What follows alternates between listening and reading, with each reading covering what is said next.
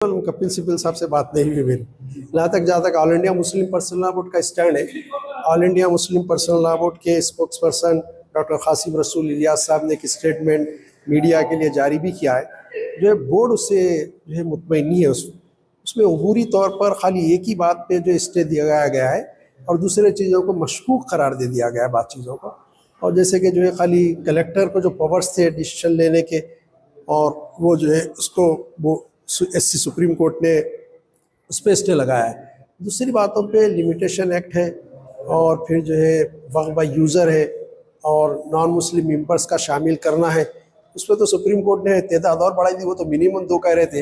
ये supreme court ने कहा कि सेंट्रल वक्फ बोर्ड जो होगा उसमें दिल्ली का उसमें जो है 4 मेंबर्स हो और जो है स्टेट वक्फ बोर्ड होगा तो उसमें 3 मेंबर हो। ये असल में हमारा कहना है कि आर्टिकल 14 और 15 का वायलेशन है। जबकि आर्टिकल 14 ये कहता है कि कानून की नज़र में सब बराबर है। आर्टिकल 15 ये कहता है कि मज़हब की बुनियाद पर, जिन्स की बुनियाद पर, नस्ल की बुनियाद पर जो है किसी से नाइंसाफ़ी नहीं की जाएगी, इन सब कानून की नज़र में बराबर है। लेकिन यहाँ पर अब देखेंगे कि ये कानून, क्या हम ये कहें कि इंडोमेंट में मुसलमान मेंबर्स को लो, उसका डायरेक्टर, उसका CEO मुसलमान हो सकता है, जबकि वहाँ तो छोटा सा एम्प्लॉई जो है वहाँ का स्वीपर भी मुसलमान नहीं हो सकता। इंडोमेंट के जो नोटिफिकेशन निकलते हैं उसमें साफ तौर पे लिखा जाता है कि this post can only apply for the only Hindus can apply for this post. तो ये कि जो है ये मामला है और यहाँ तो जो है आप वक्फ बोर्ड में शामिल कर दे रहे हैं, ये तो ये मुनासिब बात नहीं है और इस पर हमको शदीद एतराज़ रहा। अब जो आसार क़दीमा की जो इमारतें हैं जो है ऑर्काइज के तहत जो है, उसके बारे में भी जो है जो फैसला सुप्रीम कोर्ट ने कहा बात मुनासिब नहीं है। इसलिए कि जो है ये हुकूमत तो जो है मरकज़ी हुकूमत शुरू से अक़लियतों के मुखालिफ रही है और उसके सारे पॉलिसीज़ प्रोग्राम्स उसके क़वानीन अक़लियतों के ख़िलाफ़ रहे। वो तो चाहती ही है कि जो किसी तरह आर्काइज़ में जो इमारतें हैं हमारी वक्फ की वो भी अपने तहवील में ले लें मरकज़ी हुकूमत, और वो चाहती है।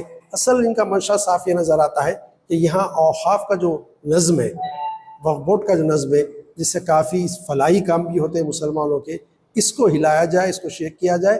बल्कि उनके इरादे तो ये दिखते हैं कि इसको ख़त्म ही कर दिया जाए अगर मौका मिले। तो ये मामला हैदराबाद में कई गैर मुस्लिम हैं जो वक्फ बोर्ड के किराएदार बने हुए हैं।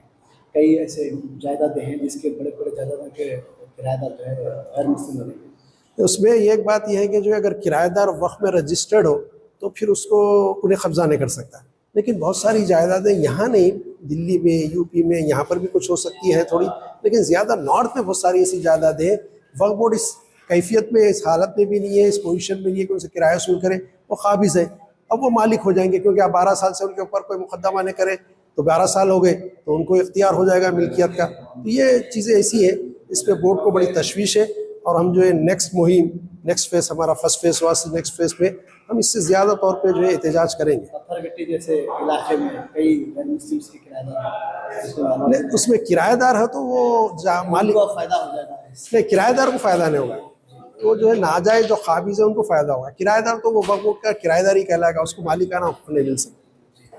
आगे आपका नहीं, इंशाल्लाह आज रात हमारी वर्चुअल मीटिंग है आमेला की, उसमें आमेला डिसीजन लेगी, हमारी क़यादत फैसला करेगी कि, लेकिन हमने इरादा तो कर लिया है। पूरे अरकान की ये राय है कि हम जो सेकंड फेज़ के लिए एहतजाज करने जा रहे हैं और हमारा एहतजाज जो है और मजबूत और मुनज़्ज़म होगा फर्स्ट फेज़ से ज़्यादा इंशाल्लाह।